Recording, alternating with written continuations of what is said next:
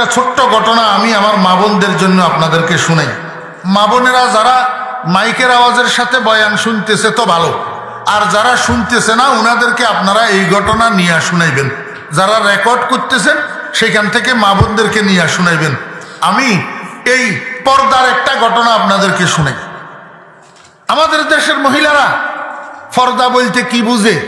পর্দা বলতে বুঝে শুধু দেখা না দেওয়া। মনোযোগ আছে না? সূক্ষ্ম সূক্ষ্ম কথাগুলা মাঝখানে একটু বুঝার চেষ্টা করিয়েন। দুইটা কথা আছে, একটা হইল দেখা না দেওয়া, আর একটা হইল নিজে দেখা। কথা দুটোটা এক না। কথা দুটোটা কি না? নিজে দেখা আর দেখা না দেওয়া, কথা দুটোটা কি না? এক না। আমরা দেশে পর্দানসী মহিলা আছে, নাই যে তেমন না, কিন্তু এই পর্দানসী মহিলারা এক জায়গায় যাইয়া পর্দার উল্টা করে। কেমনে জানেন? সামনের রুমে মেহমান আসছে, মেহমান গলা খাইক দিছে, সব মহিলারা সামনের রুমের থেকে পালাই পিছনের রুমে চলে গেছে। কেন? পর্দানসীন মহিলা পর্দা করছে, এই জন্য সামনের রুম থেকে চলে গেছে। কিন্তু পিছনের রুমে যাইয়া কি করে জানেননি? দরজার ছিদ্র দিয়া, বেড়ার ফাঁকে দিয়া, বেড়ার ছিদ্র দিয়া এমনি করি রেনি সামনের রুমে কনকনা হয়েছে, এগুন হাইওয়ান না জানোয়ার বেগুনের ছায়। বড়টা বড়টা কুতুবের গো পরিবারেও দেখছি আমি, বড় বড় কুতুব এমনি পর্দা করে, নিজেরা বেগানার সামনে যায় না, কিন্তু বেড়ার ছিদ্র দিয়া বেগানা বেগুনের ছায়। পর্দা হইল নি? পর্দা কি এক তরফ থেকে না দোনো তরফ থেকে? বেগানা পুরুষের নজর বেগানা মহিলার চেহারার উপর পড়া যেরকম পর্দা লঙ্ঘন, এরকম বেগানা মহিলার নজর বেগানা পুরুষের চেহারার উপরে পড়া, এটাও পর্দা লঙ্ঘন। এটাও কি? আমার মা বোনেরা, পর্দা কাকে বলে আমি আপনাদেরকে একটু বুঝাই। রাসূল আকরাম সাল্লাল্লাহু আলাইহি ওয়াসাল্লামের কন্যা হযরতে ফাতেমাতুজ জোহরা রাদিয়াল্লাহু আনহা চিনেননি? বিবি ফাতেমার চিনেননি? রাসূলুল্লাহ সাল্লাল্লাহু আলাইহি ওয়াসাল্লামের কি মেয়ে? আল্লাহু আকবার। হ্যাঁ, আপনাদের কাছেও আমাদের কাছেও মেয়ে আছে, আর রাসূলের কাছেও মেয়ে ছিল। ফাতেমাকে রাসূল আকরাম সাল্লাল্লাহু আলাইহি ওয়াসাল্লাম কি পরিমাণ ভালোবাসতেন তার একটা দুইটা উদাহরণ যদি দিতে পারতাম তাহলে আপনারা একটু বুঝতেন, কিন্তু সময় তো আজকে নাই। কলিজার টুকরার চেয়ে বেশি ভালোবাসতেন আল্লাহর হাবিব জনাবে মুহাম্মদুর রাসূলুল্লাহ সাল্লাল্লাহু আলাইহি ওয়াসাল্লাম হযরত ফাতেমা রাদিয়াল্লাহু আনহা। আল্লাহু আকবার। ফাতেমা আর আলী রাদিয়াল্লাহু আনহুমা স্বামী স্ত্রী দুজন। হযরত আলী রাদিয়াল্লাহু আনহু আর হযরত ফাতেমা রাদিয়াল্লাহু আনহা দুজন কি? স্বামী স্ত্রী। হাসান হোসাইনের জন্মের আগের কথা, তখন স্বামী স্ত্রী সিঙ্গেল, ছেলে মেয়ে নাই। একটানা 3 দিন পর্যন্ত হযরত আলী রাদিয়াল্লাহু আনহুর ঘরে চুলায় আগুন জ্বলে নাই। কয়দিন? এখনের মাইওয়ালারা 3 দিন যদি জামাইয়ে বাতাস চাইলেন তো না পারে থাকবো নি? হ্যাঁ, তিনের হুদ ভাত খাবে, তিন মারলে বিয়া করছত কিনলে। হ্যাঁ, আর বউ যে ইয়া কেমন বউ, দোজাহানের বাদশার মাইয়া, রহমতুল্লিল আলামিনের মেয়ে, 3 দিন পর্যন্ত উপাস। হযরত আলী রাদিয়াল্লাহু আনহু যোহরের নামাজ পড়ার জন্য মসজিদে নববীতে গেছেন। যোহরের নামাজ পড়ি ঘরে আসছেন, আসি ফাতেমারে কয়, ও ফাতেমা, আমি মসজিদের থেকে বাইর হইয়া দেখলাম আব্বাজানের কাছে 6টা ছাগল আসছে, হাদিয়ার ছাগল, সৎকা না। কি না? সৎকা না। আমি জিজ্ঞেস করি আসি হাদিয়া, যখন হাদিয়ার ছাগল তাহলে তো আমরা খাইতে পারি, সৎকা হইলে আমরা খাইতে পারতাম না। তুমি একটু কষ্ট করে যদি আব্বার কাছে যাও, আমরা যে 3 দিন পর্যন্ত উপাস এই কথাটা আব্বারে জানাও, একটা ছাগল যদি দে তা আমরা স্বামী স্ত্রীর ক্ষুধাটা নিবারণ হয়। হযরত ফাতেমা রাদিয়াল্লাহু আনহা গেছেন, যাইয়া রাসূল আকরাম সাল্লাল্লাহু আলাইহি ওয়াসাল্লাম কার ঘরে আছেন খবর নিছেন। খবর নিয়ে জানতে পারলেন হযরত আয়েশা সিদ্দিকা রাদিয়াল্লাহু আনহার ঘরে আছেন। আসরের পরে মাগরিবের আগে দিই, আসরের পরে, আসরের পরে দিই, মাগরিবের আগে দিই। হযরত ফাতেমা রাদিয়াল্লাহু আনহা আয়েশা সিদ্দিকা রাদিয়াল্লাহু আনহার ঘরের দরজার সামনে যাই দাঁড়াইছেন, দেখে দরজা বন্ধ, দরজা তো দরজার মধ্যে টোকা দিছেন, কয়টা? তিনটা। রাসূল আকরাম সাল্লাল্লাহু আলাইহি ওয়াসাল্লাম হযরত আয়েশা সিদ্দিকা রাদিয়াল্লাহু আনহার সাথে বসে বসে ভিতরে কথা বলতেছেন, স্বামী স্ত্রী। রাসূল আকরাম সাল্লাল্লাহু আলাইহি ওয়াসাল্লামের কাঁধের উপরে একটা চাদর ছিল, চাদর। টোকার আওয়াজ শোনার সাথে সাথে রাসূল ইসলাম লাফাই দাঁড়াই গেছে, লাফাই দাঁড়াইছে যে একটু জোরে উঠছে তো চাদরিয়ান কান্দের তুম নিচে পড়ে গেছে। হযরত আয়েশা সিদ্দিকা রাদিয়াল্লাহু আনহা কয়, ইয়া রাসূলুল্লাহ, আপনি এরকম করলেন কা? দরজায় টোকা দিছে, কেউ আইছে, যে আইছে হে নিজে জরুরতে আইছে, জরুরত পুরা করা ছাড়া তো যাবে না, আপনি কেন এরকম ব্যতিব্যস্ত হয়ে গেলেন? চাদরটা পর্যন্ত নিচে পড়ে গেল। আল্লাহর হাবিব জনাবে মুহাম্মদুর রাসূলুল্লাহ সাল্লাল্লাহু আলাইহি ওয়াসাল্লাম কয়, আয়েশা, তুমি তো বুঝলা না, দরজাতে যেই টোকার আওয়াজ তুমিও শুনছো আমিও শুনছি, জাননি এটা কার টোকা? কয়, ইয়া রাসূলুল্লাহ, কার টোকা? কয়টা? আমার ফাতেমার টোকা।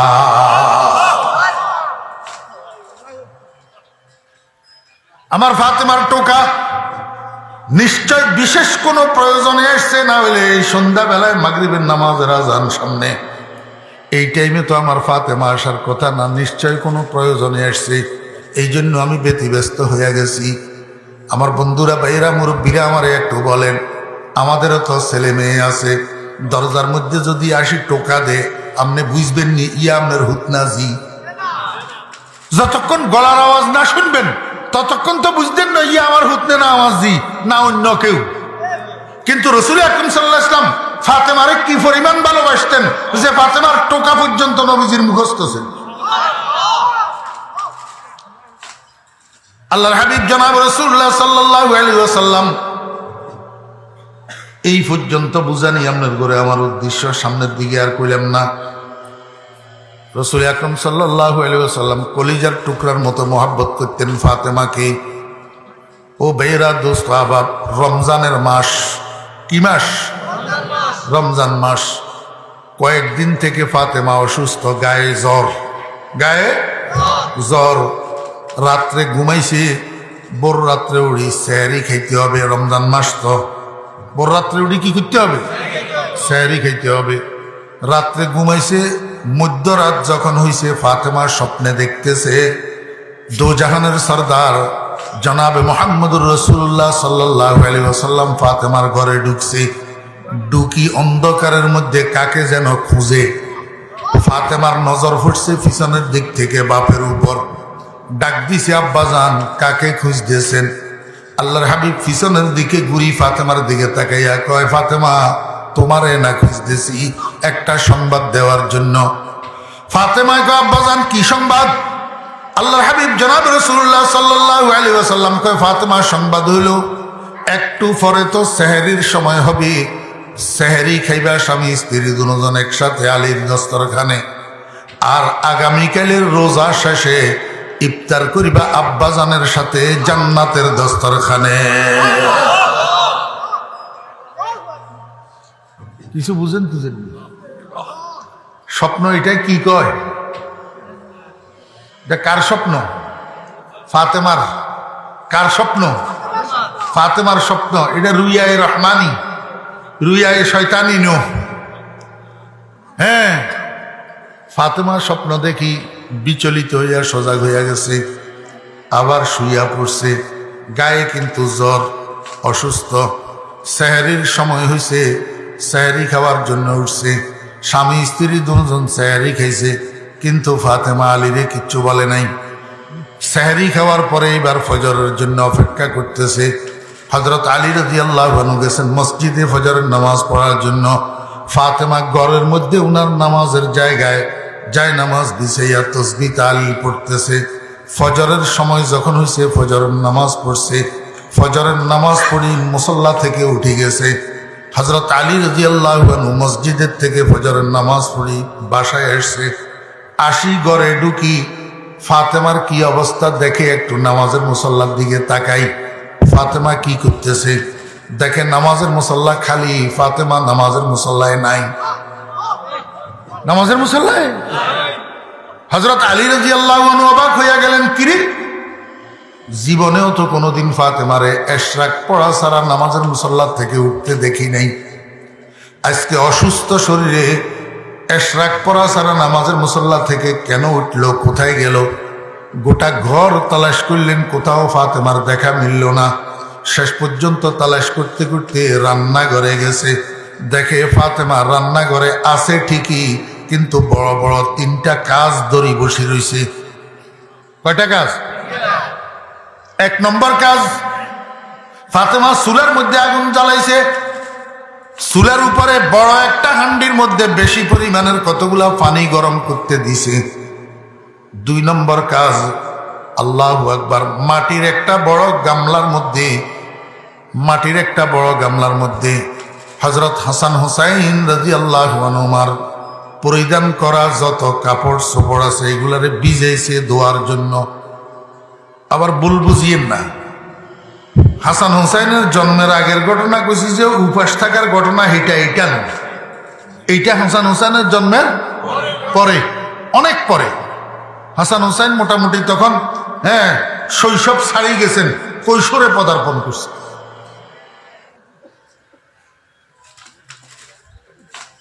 আমার ভাইয়েরা, দোস্ত আবাব, বড় একটা গামলার মধ্যে ছেলে 2 জনের পরিধানের কাপড় চোপড় গুলা ভিজাইছে ধোয়ার জন্য। আর মাটির একটা বড় ডিশের মধ্যে প্রায় 2 সা পরিমাণ আটা পানি দিয়া খামির বানাইতেছে রুটি বানানোর জন্য। হযরত আলী রাদিয়াল্লাহু আনহু দেখিতে হয়রান, ব্যাপারটা কি? জিজ্ঞাসা করে, ও ফাতেমা, এটা কি পাগলামি করতেছ? জীবনেও তো তোমাকে নামাজের মুসল্লা থেকে এশরাক পড়া ছাড়া উঠতে দেখলাম না, আজকে কেন এশরাক না পড়ি উঠলা? আর উঠছ এই অসুস্থ শরীরে এতগুলা কাজ একসাথে কেন ধরছ? এতগুলা পানি কেন গরম করতেছ? বাচ্চাদের এতগুলা কাপড় কেন ভিজাইছ? এই অসুস্থ শরীরে এতগুলা কাপড় তুমি কেমনে ধুইবা? আর এতগুলা আটার খামির কেন বানাইতেছ? এগুলা তো আমরা 5 দিন খাইলেও শেষ হবে না, এতগুলা রুটি কেন বানাইতেছ? হযরত ফাতেমা রাদিয়াল্লাহু আনহা কয়, আলী, আমি আজকে রাত্রে একটা স্বপ্ন দেখছি।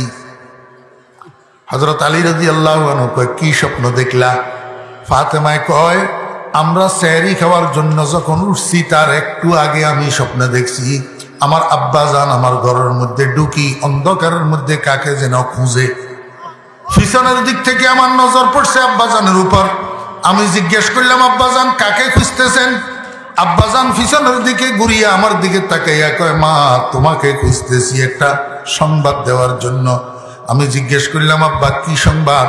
আব্বাজান আমাকে বলল, ফাতেমা, একটু পরে সেহরি করবা আলীর সাথে, আলীর দস্তরখানে, আর আগামীকালের রোজা শেষে ইফতারটা করবা আব্বাজানের সাথে জান্নাতের দস্তরখানে।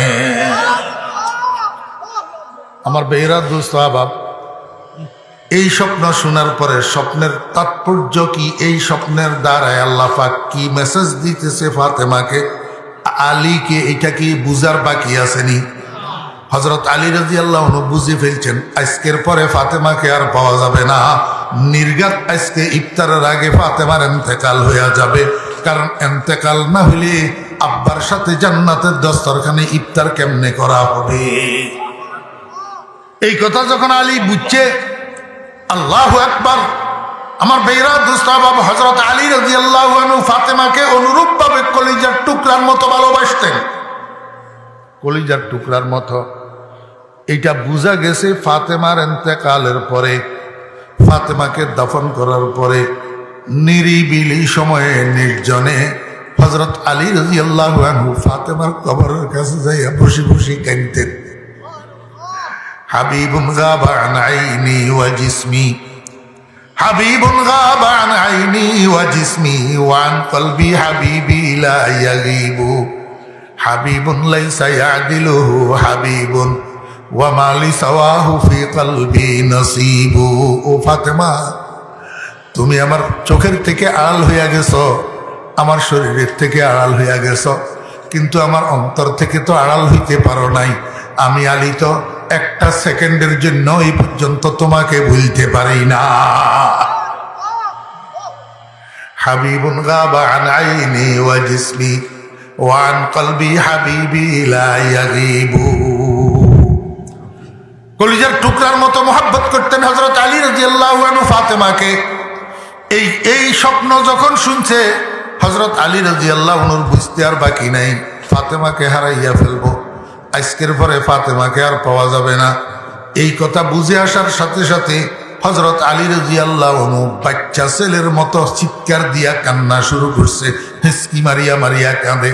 আমার বেহরা দোস্ত আবাব, আখের যত কিছু হোক, স্বামী স্ত্রী তো স্বামী স্ত্রীর মধ্যে একটা ভালোবাসার বন্ধন থাকে। হযরত আলী রাদিয়াল্লাহু আনহুকে এইভাবে কাঁদতে দেখি ফাতেমার নিজেও স্থির থাকতে পারল না, নিজেও কান্না শুরু করছে। স্বামী স্ত্রী দুজন হেসকি মারি মারি কাঁদে। এই সময়ের মধ্যে ছোট্ট ছোট্ট দুই বাচ্চা হাসান হুসাইন রাদিয়াল্লাহু আনহুমা দুজন বাহিরে খেলাধুলা করতেছিল। হঠাৎ করিয়া সে দুজন ঘরে ঢুকছে, ঢুকি দেখে আব্বা আম্মা দুজন কান্দে। বাচ্চারা দুজন বুঝি কুলে উঠতে পারে না ব্যাপারটা কি। একজন আব্বার কাছে যাইয়া জিজ্ঞেস করে, বাবা কাঁদেন কেন? আরেকজন মার কাছে যাইয়া জিজ্ঞেস করে, মা কাঁদেন কেন? মা বাবা দুজন কোনো উত্তর দেয় না। শেষ পর্যন্ত বাচ্চারা যখন বিরক্ত করতেছে, হযরত ফাতেমা রাদিয়াল্লাহু আনহা কয়, বাবারা তোমরা দুজন এই মুহূর্তে নানাজির কাছে চলে যাও, নানাজির কাছে যাও। নানাজি কোথায়? মদিনার রওজায় আকদসের ভিতর কবরে।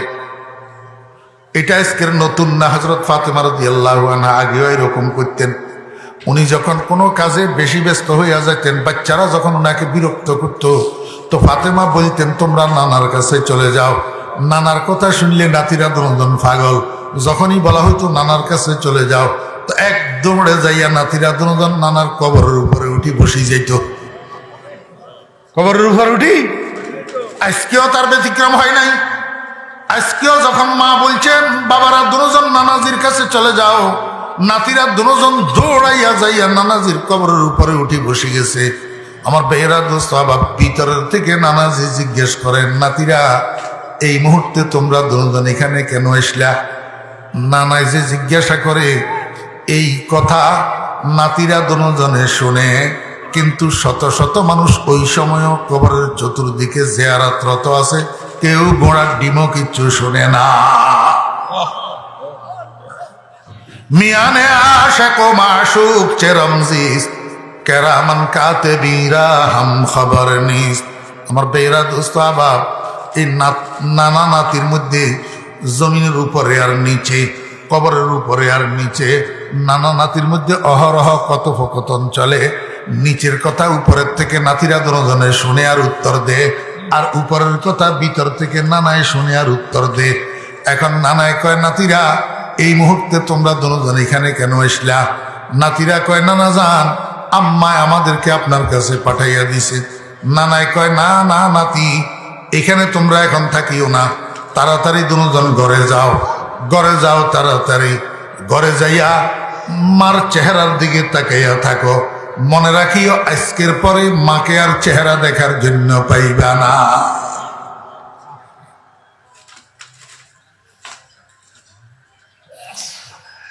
আমার বেহরা দোস্ত,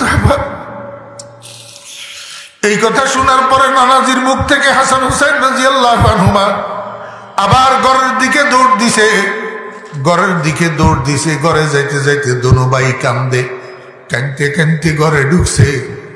ঘরে ঢুকছে পরে ফাতেমা জিজ্ঞাসা করে, বাবা তোমরা কান্দো কেন? তোমরা কি জন্য কাঁদতেছ? হযরত হাসান হুসাইন রাদিয়াল্লাহু আনহুমা কয়, মা আমাদের থেকে আর গোপন করিয়েন না, নানা আমাদেরকে পাঠাই দিয়েছে। নানা বলছে আজকে নাকি আপনি আমাদেরকে ছাড়ি চলে যাবেন, আজকের পরে আপনাকে আমরা আর দেখতে পাবো না। এই জন্য নানাই বলছে এখন থেকে সারাক্ষণ আপনার চেহারার দিকে তাকাই থাকার জন্য, এই জন্য আমরা দৌড়াই আসছি। কথা বলতে বলতে জোহরের নামাজের সময় হয়েছে। হযরত ফাতেমা রাদিয়াল্লাহু আনহা ঘরের মধ্যে জোহরের নামাজ আদায় করছেন। পরে উনার জ্বরের মাত্রা বাড়ি গেছে, জ্বরে গোটা শরীর কাঁপতেছে। হযরত ফাতেমা রাদিয়াল্লাহু আনহা আর দাঁড়াই থাকতে পারলেন না, এবার শুইয়া পড়ছেন। শুইয়া বড় ছেলে হাসান রাদিয়াল্লাহু আনহু রে কয়, বাবা হাসান, তোমার আব্বাকে একটু ডাকি আনো, উনার সাথে আমার কিছু কথা আছে। হযরত হাসান রাদিয়াল্লাহু আনহু যাইয়া হযরত আলী রাদিয়াল্লাহু আনহুকে ডাকিয়ে এনেছেন। হযরত আলী রাদিয়াল্লাহু আনহু আসি ফাতেমার মাথার পাশে দিয়ে বসছেন। ফাতেমা, কি জন্য ডাকছো আমাকে? ফাতেমা কয়, আলী, আপনার সাথে আমার কিছু জরুরি কথা আছে। এক নম্বর কথা হইল, যেদিন থেকে আমি আপনার বিবাহ বন্ধনে এসছি, আপনার স্ত্রী হইয়া আপনার ঘরে এসছি, স্বামী হিসাবে আপনার যে হক আমার উপরে ছিল, আমি তো সেই হক আদায় করতে পারি নাই। স্বামী হিসাবে আপনার যে খেদমত আমার কাছে পাওনা ছিল, আমি স্ত্রী হিসাবে সেই খেদমত করতে পারি নাই। এই কারণে কাল কিয়ামতের ময়দানে যদি আপনি আল্লাহ পাকের আদালতে আমার বিরুদ্ধে বিচার চান, আমার বিরুদ্ধে নালিশ করেন, তো সন্তান হিসাবে আমি যদি কাঠগড়ায় দোষী হিসাবে দাঁড়াই, আমার কারণে আমার আব্বা রহমাতুল লিল আলামিন কোটি কোটি মানুষের সামনে শর্মিন্দা। ও আলী, আমি সন্তানের কারণে আমার আব্বা কোটি কোটি মানুষের সামনে শর্মিন্দা হোক, এটা আমি বরদাস্ত করতে পারবো না। আমি আপনার হাত ধরে আপনার কাছে ক্ষমা চাইতেছি, আমি জিন্দা দেখতে একটু বলুন আমাকে মাফ করিয়া দিলেন কিনা। হযরত ফাতেমা রাদিয়াল্লাহু আনহা স্বামীর হাত ধরেই কাঁদে আর মাপ চায়। আর এর উত্তরে হযরত আলী রাদিয়াল্লাহু আনহু কি করলেন? হযরত আলী রাদিয়াল্লাহু আনহু ফাতেমার হাত ধরছেন, হাত ধরি কয়, ও ফাতেমা, এটা তুমি কি বললা? তুমি তো রহমাতুল লিল আলামিনের কন্যা, আমি তো কোনো অবস্থায় তোমার উপযুক্ত ছিলাম না। তোমার আব্বা দয়া করে মেহেরবানি করে আমাকে তোমার স্বামী বানাইছে। আমি যেদিন স্ত্রী বানাইয়া তোমাকে ঘরে উঠেছি, সেদিন থেকে আজকে পর্যন্ত একটু ফেট বড়াইয়া তোমাকে খানাও তো খাওয়াইতে পারি না। কোনদিন একবেলা পেট ভরাইয়া তোমাকে খানা খাওয়াইতে পারি নাই, একটা ভালো জামা কাপড় তোমাকে পরাইতে পারি নাই, ভালো একটা বিছানায় তোমাকে শোয়াইতে দিতে পারি নাই। রহমাতুল লিল আলামিনের কন্যা হিসাবে তোমার যে আদর যত্ন করার দরকার ছিল, তার কিছুই তো আমি করতে পারি নাই। ও ফাতেমা, কিয়ামতের ময়দানে আল্লাহ পাকের আদালতে আমি যে তোমাকে এত কষ্ট দিছি, এই জন্য আল্লাহ পাকের আদালতে আমার বিরুদ্ধে নালিশ করিও না। জিন্দা থাকতে আমাকে একটু মাফ করিয়া দিয়া যাও।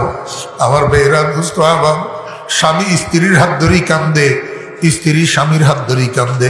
এইভাবে একজন একজনের কাছে মাপ চায়। আমার মা বোনেরা, স্বামী স্ত্রীর জীবন কেমন হওয়া চাই আপনারা আমাকে একটু বলুন। আমাদের সমাজে এমনও তো স্ত্রী আছে, স্বামীর মারে বাপরে 14 গোষ্ঠীরে ধরে গালাগালি করে। আল্লাহ, স্বামী স্ত্রী কাকে বলে? স্বামী স্ত্রীর জীবন কেমন হওয়া চায়? আমার ভাইয়েরা, দোস্ত আহবাব, আমি এইখানে নিয়ে আসছি আপনাদেরকে একটা কথা শুধু বোঝানোর জন্য। এইখানে হযরত আলী রাদিয়াল্লাহু আনহুকে হযরত ফাতেমা রাদিয়াল্লাহু আনহা 3টা ওসিয়ত করছেন। তার মধ্যে একটা ওসিয়ত হলো হযরত ফাতেমা রাদিয়াল্লাহু আনহা কয়, আলী, এই যে সামনে সন্ধ্যা হইয়া আসতেছে, নিশ্চিত ইফতারের আগে আমার ইন্তেকাল হইয়া যাবে, কারণ আমি তো ইফতার করব আব্বার সাথে জান্নাতে। অতএব ইফতারের আগে আমার ইন্তেকাল হবে। তো আমার ইন্তেকাল যদি ইফতারের আগে হয়, আপনি একটা কাজ করিয়েন, আমার দাফন কাফনকে আগামীকাল সকাল পর্যন্ত বিলম্বিত করবেন না, রাত্রের অন্ধকারে আমাকে দাফন করে ফেলবেন। আর আমার জানাজায় অংশগ্রহণ করার জন্য, আমার দাফনে অংশগ্রহণ করার জন্য কোনো বেগানা পুরুষ যেন অংশগ্রহণ না করে, কাউকে খবর দিবেন না, কাউকে দাওয়াত দিবেন না। হযরত আলী রাদিয়াল্লাহু আনহু কয়, ফাতেমা, এটা কি কইলা?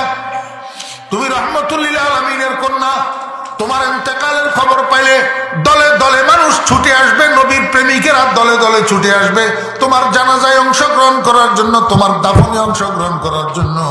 তুমি কাউকে খবর না দিয়া রাত্রের অন্ধকারে দাফন করার জন্য কেন বলতেছ? ফাতেমা কয়, আলী বুঝলেন না, আমি রহমতুল্লিল আলমিনের কন্যা, এই জন্যই তো আমার ভয় বেশি। আল্লাহ পাক তো মহিলাদেরকে পর্দার হুকুম দিছেন, পর্দা, নিজের দেহ কাউকে না দেখাইতে বলছেন। ওয়ালা ইউবদিনা যিনাতাহুন্না ইল্লা লিবুউলাতিহিন্না। ও আলী, আমার জানাজায় যারা শরীক হবে, আমার দাফনে যারা শরীক হবে, তারা তো আমার খাটিয়ার উপরে তাদের নজর পড়বে। আমার খাটিয়ার উপরে যদি তাদের নজর পড়ে, আমার শরীরের উপরে তাদের নজর পড়বে। যদিও কাফনের কাপড়ের কারণে তারা আমার শরীর দেখবে না, কিন্তু আমার বডি স্ট্রাকচারটা তো দেখবে। তারা কাফনের কাপড়ের উপর দিয়া আমার শরীরের কন্ডিশনটা তাদের নজরে পড়বে। তারা বুঝতে পারবে রহমতুল্লিল আলমিনের কন্যা ফাতেমা এতটুক লম্বা ছিল, এরকম খাটো ছিল, এরকম মোটা ছিল, এরকম পাতলা ছিল। এটা তো তারা বুঝবে, আমার শরীরের গঠনটা তো তারা বুঝবে। আমি চাই না আমার কাফনের কাপড়ের উপর দিয়াও বেগানা কোনো পুরুষের নজর আমার শরীরের উপরে পড়ুক। এটার কারণে আমার পর্দা লঙ্ঘন হবে, আর এই কারণে কিয়ামতের ময়দানে আমার বিরুদ্ধে নালিশ হইতে পারে। এই জন্য আলী, আপনি আমাকে কালকে সকাল পর্যন্ত বিলম্বিত করবেন না। আপনারা নিজেরা এগানা যারা আছেন, জানাজার নামাজটা পড়ি আমাকে দাফন করে দিবেন। কোন বেগানার নজর যেন কাফনের কাপড়ের উপর দিয়েও আমার শরীরের উপরে না পড়ে। এই কথাটা বোঝানোর জন্য আমি আপনাদেরকে এই ঘটনাটা বললাম। পর্দা কাকে বলে? যেই মহিলা সম্পর্কে আল্লাহ হাবিব জনাবে মুহাম্মদুর রাসূলুল্লাহ সাল্লাল্লাহু আলাইহি ওয়াসাল্লাম ইরশাদ করেছেন, সাইয়্যিদাতু নিসাই আহলিল জান্নাহ, সমস্ত বেহেশতে নারীদের সরদার হযরতে ফাতেমা রাদিয়াল্লাহু আনহা। সেই মহিলা পর্দার ব্যাপারে এত সতর্ক, আল্লাহর এত ভয় তার অন্তরে। আর আমরা 1400 বছর পরের নারী, আমরা চেহারা দেখাইয়া রাস্তায় রাস্তায় বেগানার সামনে দিয়া ঘুরে ফিরে। এক নম্বর কথা।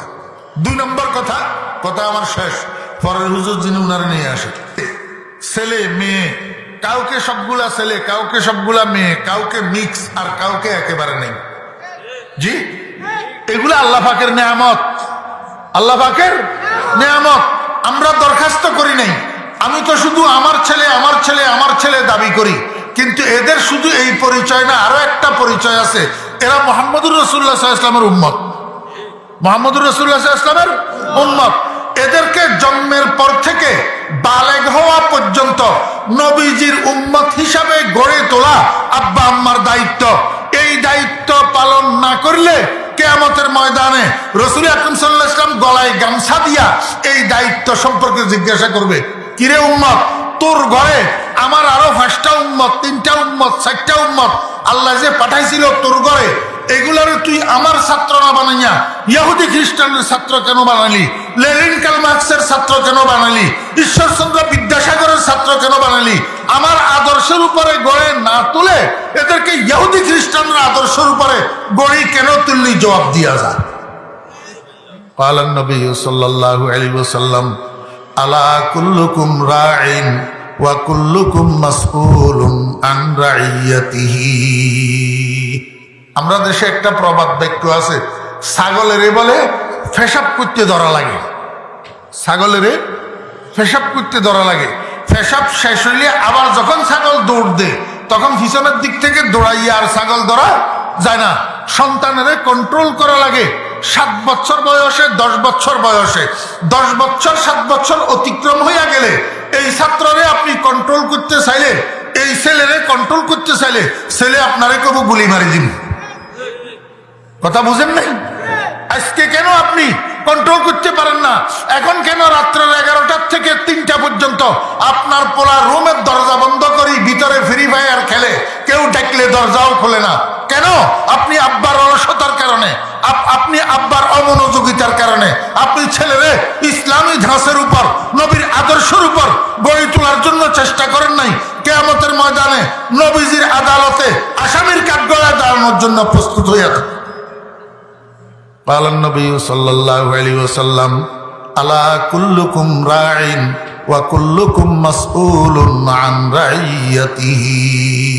এই জন্য আমি অনুরোধ করব মুরব্বিয়ানে কেরাম ও যুবকেরা যারা বাবা হইছেন, সন্তানের জীবনের শুরুতে 5 বছর বয়সে 6 বছর বয়সে অন্য কোনো দিকে না দিয়া প্রথমে নুরানি মাদ্রাসায় দেন।